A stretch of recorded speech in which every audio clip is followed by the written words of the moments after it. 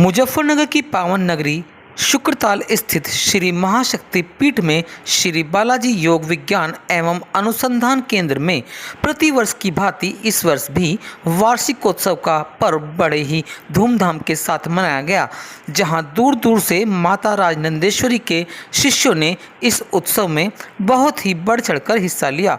शुक्रताल पहुंचे गणमान्य व्यक्तियों ने पहले हवन यज्ञ द्वारा कार्यक्रम की शुरुआत की। कार्यक्रम की अध्यक्षता रही माता राजनंदेश्वरी जी के सानिध्य में सत्य प्रकाश त्यागी द्वारा संचालन बड़े ही आध्यात्मिक तरीके से किया गया। यज्ञ समाप्ति के दौरान यज्ञ संबंधी महत्वपूर्ण बातों की जानकारी भी श्रद्धालुओं को दी गई। तत्पश्चात प्रसाद व भोजन वितरण का कार्यक्रम किया गया। अनेकों प्रदेशों से आए श्रद्धालुओं ने माता राजनंदेश्वरी का धन्यवाद दिया, क्योंकि यज्ञ के बारे में माता जी ने बहुत ही सुंदर जानकारियाँ लोगों को दी थी। उसके बाद संध्या में लगभग 4 बजे सुंदरकांड का आयोजन भी किया गया। तत्पश्चात लोगों ने माता का आशीर्वाद लिया और उनको धन्यवाद दिया। ब्यूरो रिपोर्ट, प्रभु न्यूज़, मुजफ्फरनगर।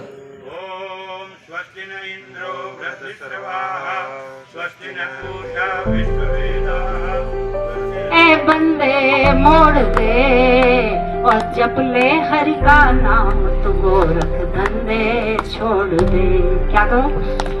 शुभ चिंतन में रमन किया कर चिंता छोड़ के, शुभ चिंतन में रमन किया कर चिंता छोड़ के। धन्यवाद गाया कर प्रभु का, धन्यवाद गाया कर प्रभु का, दो कर जोड़ के, जोड़ के। और क्या करो? अपनी सुरति की धारा को, अपनी सुरति की धारा को प्रभु चक धंधे छोड़ दे। चिंतन की धारा को ए बंदे मोड़ दे, जप ले हरि का नाम, तुझ प्रभु का नाम कहे जा। तो आप लोग जो है कुछ भी ना कहते हैं कि दुनिया में माँ के दिल जैसा दुनिया में कोई दिल नहीं। यहाँ पर पूरी सत्य प्रतीत हुई। ये तो सुख तीर्थ की पवित्र पावनमय भूमि है। इस भूमि की बड़ी ही महिमा है। और जब हम यहाँ पे आए तो हमें इस चीज का अनुभव भी प्राप्त हुआ। आप सब कितने भाग्यशाली हैं जो इस पवित्र पावनमय नगरी के दर्शन का सौभाग्य प्राप्त किया और यह यज्ञ सानिध्य में आकर के यज्ञ से आप सबने ऊर्जा प्राप्त की है।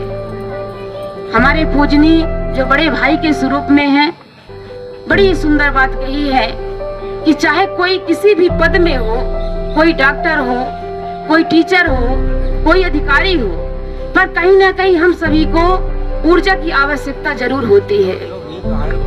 ऊर्जा के बिना तो हम सब अधूरे हैं। और ज्ञानार्जन करने के लिए हमें सत्संग की जरूरत होती है। शांति के लिए हमें भगवान के चरणों में प्रीति की आवश्यकता होती है। और हम सब ने यहाँ आके प्राप्त भी किया है। यज्ञ का कार्य संपन्न हुआ। और क्या प्रोग्राम हुआ आपके? आज जो है माँ भगवती आज ही के दिन 2002 में आश्रम में पधारी थी, तो उनका आज जो है आश्रम में प्रकटोत्सव मनाया है हम लोगों ने। और आज ही जो है महावीर योग योगेश्वर भगवान श्री हनुमान जी की जयंती है, तो उस जयंती का उपलक्ष्य में भी यहाँ कार्यक्रम संपन्न किया गया। माता जी, हमारे पास आजकल का युवा जो है पाश्चात्य संस्कृति की तरफ दौड़ रहा है, वो संस्कारों से वंचित है, उस बारे में क्या कहना चाहती हैं? ये तो एक ऐसा सवाल है कि जैसे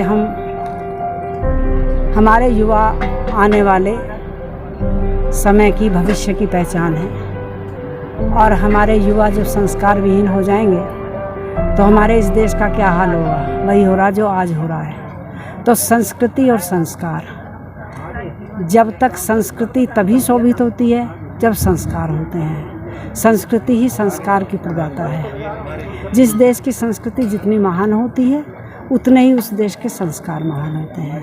तो हमारा जो युवा वर्ग है इसको सबसे पहले, ये तो हमारा ऐसा एक सवाल है जैसे बिना अन्न के शरीर जीवित नहीं रहता। इसी प्रकार से हमारी पीढ़ी को, हमसे अगले आने वाली पीढ़ी को, उससे अगले आने वाली पीढ़ी को, सबको सबसे ज़रूरी जो है, किसी भी तरह से किसी भी प्रकार का हथकंडा अपना करके हम अपने युवाओं को संस्कार संपन्न बनाएं, हम अपने युवाओं को अपनी संस्कृति के बारे में बताएं। तो सबसे ज़्यादा यदि कुछ ज़रूरी है, जितना भोजन आवश्यक है उससे भी ज़्यादा आवश्यक है युवाओं को संस्कार देना, ताकि हमारी संस्कृति बचेगी तो हमारा देश बचेगा, हमारा देश बचेगा तो हम बचेंगे। चाहे साधु हैं, चाहे संत हैं, चाहे गृहस्थी है, सबसे बड़ा राष्ट्र यज्ञ होता है। और राष्ट्र यज्ञ की जो नींव होती है, रीढ़ होती है, वो हमारे युवा वर्ग होता है। माता जी, समाज को क्या यदि आप पूछते हो तो युवा वर्ग की कोई कमी नहीं है। युवा वर्ग से अभाव नहीं है, युवा वर्ग की तरफ से अभाव नहीं है। हमारे बुजुर्गों वाले माता पिता की तरफ से अभाव है, क्योंकि माता पिता जो संस्कार देते हैं वही पुत्रों में संचित होता है। आज की हमारी परिपाटी हो गई है, माता पिता बालक ही बुलावहीं, उदर भरे जो धर्म सिखावहीं। यही हम सब धर्म सिखा रहे हैं। अपने पुत्रों को संपत्ति तो देते हैं लेकिन संस्कृति नहीं दे पाते हैं। ये कमी हमारे अभिभावकों की है। इसलिए हम नए युवा वर्ग को नहीं दोष देता हूँ। क्यों? यह भगवान कृष्ण कहते यदाचरति श्रेष्ठते तरोजना सयत प्रमाणम कुरुते लोकस्तदनुवर्तते। जैसे बड़े बुजुर्ग करते हैं वैसे ही हमारे पीछे चलने वाले अनुयायी हमारे करते हैं। इसलिए हम नए युवा वर्ग को नहीं कहते। क्यों नहीं कहते हैं? वो हमारा नकल करते हैं। इसलिए हमें चाहिए था बहुत सतर्क होने के लिए। लोग आमतौर से धारणा बनाए हैं कर्म ही पूजा है। किस प्रकार के कर्म पूजा है? जिस कर्म को हमने धर्म से नहीं जोड़ा वह कर्म पूजा कैसे हो सकता है? जिस कर्म को हम धर्म से जोड़ते हैं उसी को भगवान श्री कृष्ण आनंद कंद कहते हैं। बुद्धि युक्तो जहाति है उभे सुकृत दुष्कृते तस्माद योगाय युजस्व योगः स कर्म कौशलम। उसी कर्म को योग कुशल कहा गया है। योग